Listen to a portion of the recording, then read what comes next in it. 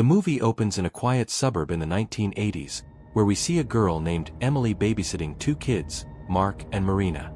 Mark is scared about the skin eater who lives in his closet, so Emily blocks the closet with a chair and a teddy bear. She then makes Marina stay with her brother to comfort him before exiting the room. Next, Emily starts dancing to loud music in the living room and is completely lost in the moment. But her fun is interrupted when she hears the garage door opening, prompting her to clean up the place frantically. Emily then gets ready to greet the parents, but to her surprise, no one is in the garage. She goes outside to smoke when something on the road catches her eye, and it turns out to be a dead dog. Horrified, Emily returns to the house only to notice the teddy bear from earlier with a note that says, "You're pretty." An annoyed Emily assumes Mark is playing a prank, but she finds him fast asleep. The closet door is open with the chair fallen on the floor. Soon after, Emily finds Marina in her room and thinks Marina is playing a prank on her and trying to pass it off as Emily's ex-boyfriend, Chad, who used to break windows to win her over. But Marina insists she didn't write it and points out the incorrect grammar. Regardless, the babysitter doesn't believe her and exits the room, only to find several photo frames lying on the floor. Emily assumes it's Mark and heads to his room, but finds the teddy bear again with another note that says, "Be mine." The chair has fallen once again and the closet is open. Up next, Emily rushes to pick up the frames when she notices one of the doors creaking open. She goes to check and doesn't find anyone, but we see someone pass behind her. She then heads to Marina's room where she's shocked to see the girl gagged with a note attached to her that says, "Forever." A horrified Emily rushes downstairs to call the police, but the telephone wire has been cut. Her attention is then drawn to the TV, where a strange video is playing of a masked person in a Grim Reaper outfit carrying a note that says, "And ever." There's also a camera nearby, and soon the same masked person appears behind Emily and attacks her with a knife. The scene then cuts to some time later, where we see a girl named Deena returning to her hometown after a long time. She is soon startled by her old friend, Chad, who's holding a camera and begins annoying her. Another guy named Willis then steps in and sends Chad away. Willis asks Deena if they're good, to which she nervously affirms before walking off. Later, Deena arrives at a drugstore, where she notices a forest ranger named Elizabeth and silently greets her. She then picks up her dad's prescriptions and leaves the store. Meanwhile, we meet the town sheriff, Arnold, who discovers a package sitting on his doorstep. He takes the box inside and opens it, only to find a remote that instantly sets his nerves on edge. Afterward, Deena arrives to meet her friend, Hattie, and the girls are overjoyed to see each other after such a long time. They drink coffee and talk about their plans to have fun, though Hattie mentions that tonight she's busy babysitting Arnold's son. It turns out the sheriff's wife passed away a while ago, so Hattie jokingly reveals that she plans to fill the void in the man's life and wants to marry him. Meanwhile, we see Arnold and his partner Butch arrive in front of a house where something terrible happened and is now up for sale. Here, Arnold hands Butch the remote he received, and when he presses the button, the garage door opens. Arnold reveals that he received the garage remote on his doorstep this morning. Elsewhere, Deena arrives home, where her mom happily greets her. Deena then approaches her dad and tells him about her college, but he appears numb and doesn't respond to anything. Later, the mother assures an upset Deena that dad is proud of her.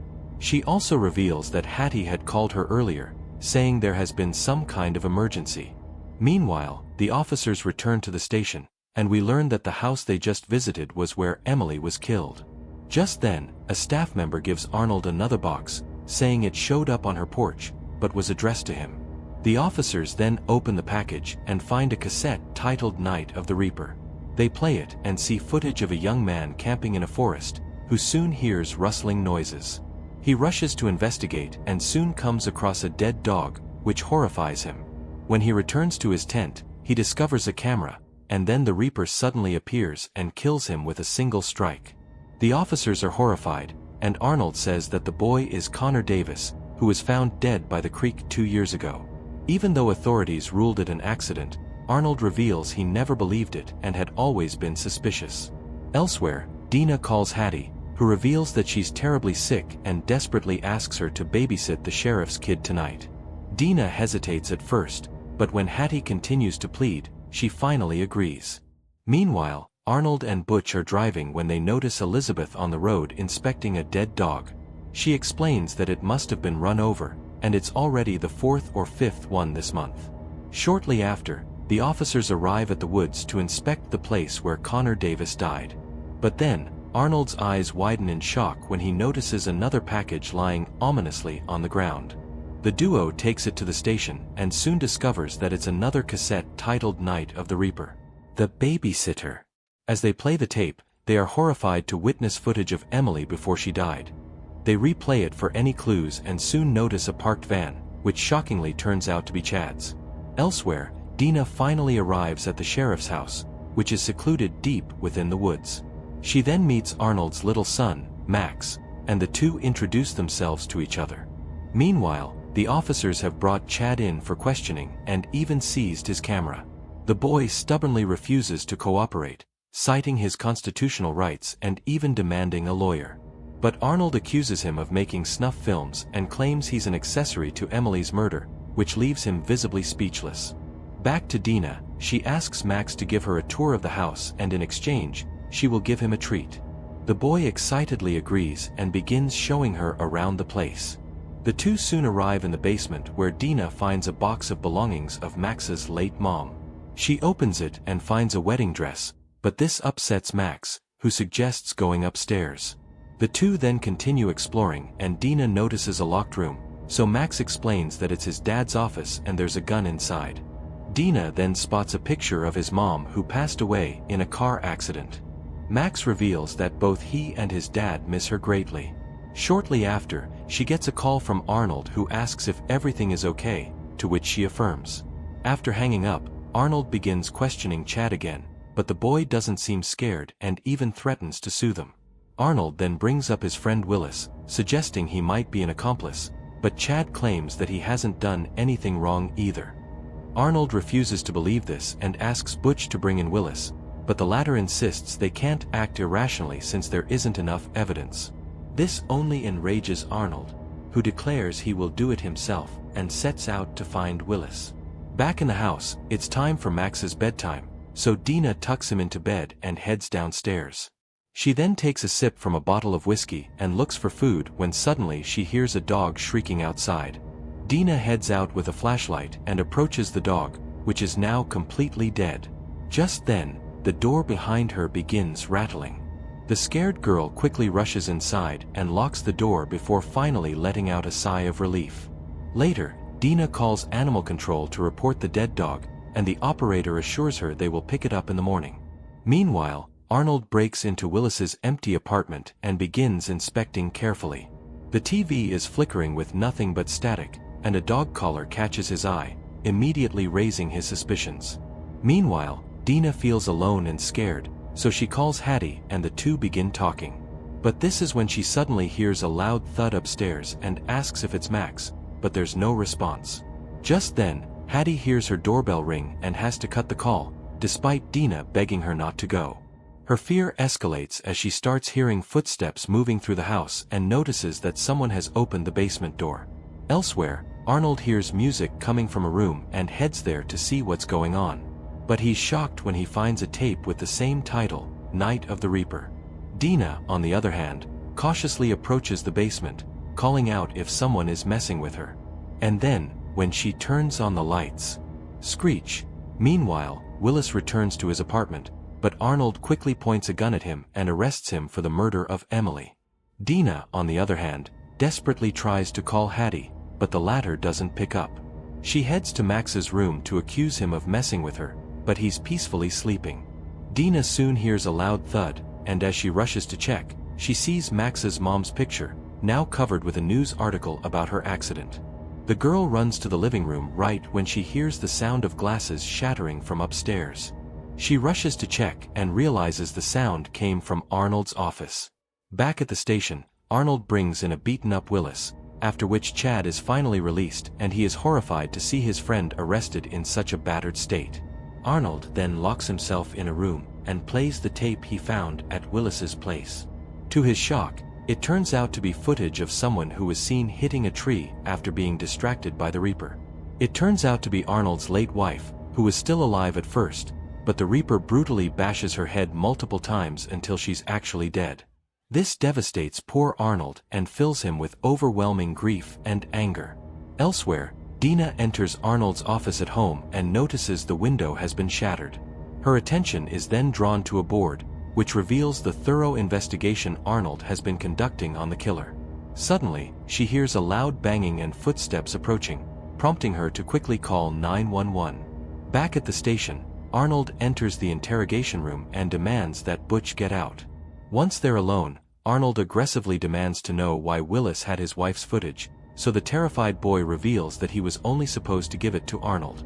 The sheriff angrily demands to know by whom, right when Butch says they've got an emergency. Elsewhere, we see the Reaper creeping toward Max's room with a camera and a knife while the officers are seen rushing frantically to somewhere. The Reaper soon hears Deena speaking with the 911 operator in another room and follows the voice. But in a shocking twist, it turns out the voice is coming from just a taped recorder. At the same time, the police reach a drugstore and open a bag, but find nothing inside. They quickly call Arnold to provide an update, and we learn that someone anonymously reported a bomb being planted in the bag. Back in the house, the Reaper grabs the tape player right when Deena attacks the killer with a taser while a fierce smile spreads across her face. Sometime later, the Reaper wakes up in a chair, and in front of them plays the footage of Emily's death. Deena soon appears in the footage wearing a mask and telling the Reaper that she knows who they are, what they've done, and what they intend to do tonight. She reveals that while searching the Reaper's house, she stumbled upon a hidden stash of tapes and a journal detailing a twisted plan to kill Hattie and Max. At this point, the Reaper removes the mask, and in a shocking twist, it turns out to be Elizabeth. Deena then reveals that she had been planning this for a long time. We learn she deliberately put pills in Hattie's coffee to make her sick and unable to babysit tonight. After that, she added sleeping pills to Max's drink and asked Willis to help take him away for his safety. Willis then took Max to Hattie's place, and we also learned that Deena left her bag at the drugstore this morning. She then called 911, reported a suspicious bag she believed might contain a bomb. She did all of this to ensure the police were distracted and no one could come to Elizabeth's aid. Upon hearing all this, Elizabeth is shocked and stumbles out of the room in a dazed state. She frantically searches the kitchen for knives, but finds nothing. Her eyes then fall on a picture of her victim on the fridge, accompanied by a chilling message, "I came to watch you die." Elizabeth then rushes upstairs and notices several more threatening messages along the way. She soon discovers a walkie-talkie through which Deena communicates and informs her that they're all waiting for her. Meanwhile, at the station, Arnold is informed about who left the bag, leaving him stunned. Back in the house, Elizabeth frantically searches for Deena, who mercilessly taunts and threatens her through the walkie-talkie. Elizabeth eventually spots Deena outside, signaling her with a flashlight while her face is painted like a Reaper. An enraged Elizabeth charges into the woods, only to be confronted by several scarecrows dressed as Reapers.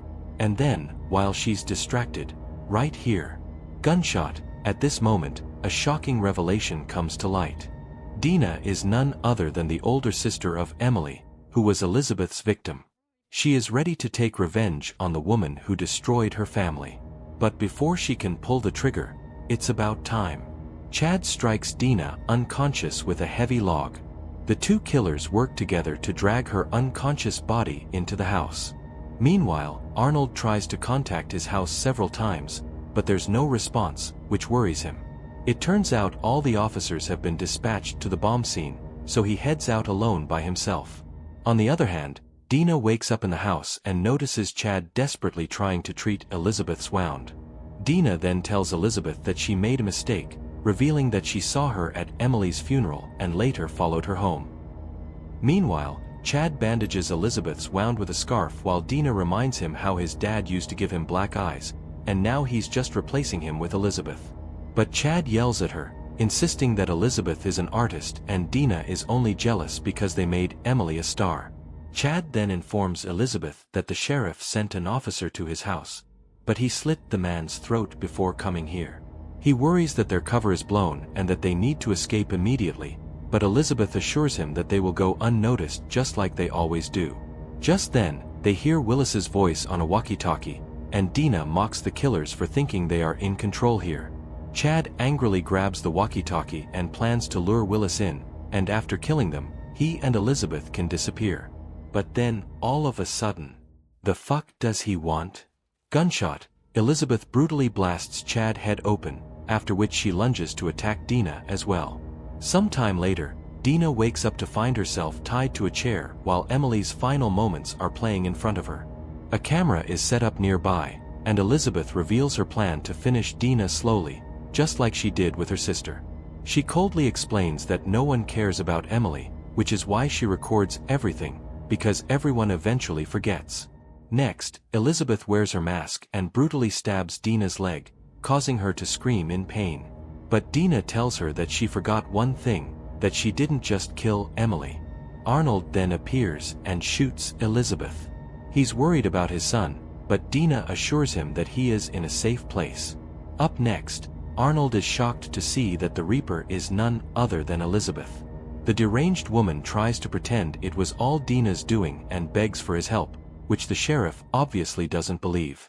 When Elizabeth grabs a knife to attack him, he fires a final shot to her head, ending her life once and for all.